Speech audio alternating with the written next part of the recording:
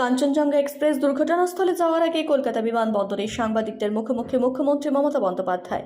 তিনি জানান, তিনি প্রথমে নর্থ বেঙ্গল মেডিকেল কলেজে যাবেন, সেখানে আহতদের সাথে দেখা করে রাতেই কোচবিহারে আসবেন বলে জানিয়েছেন তিনি।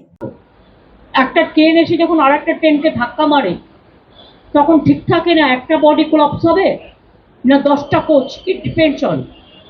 সুতরাং তাও 70-80 জন আহত, এখনো 20 জন ক্রিটিক্যাল আছে।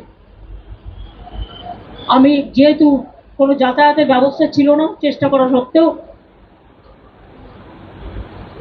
যে জন্য দেরি হলো, কিন্তু আমি অপারেশনটা টোটাল করে দিয়েছি। আমি এখান থেকে নর্থ বেঙ্গল মেডিকেল কলেজে যাব। চোপড়ায় যেখানে সব কাজ হয়ে গেছে, নতুন করে আমি আর যাচ্ছি না। আমি সকালবেলায় ওখানকার এমএলএ হামিদুলকে ফোন করেছিলাম, ওদের আজকে বকরি ঈদ আছে, আমি বড়কে জানিয়েছি, সঙ্গে সঙ্গে স্পটে যেতেও বলেছিলাম। ও নিশ্চয়ই টেক কেয়ার করেছে, বাদ বাকি প্রশাসনও করেছে।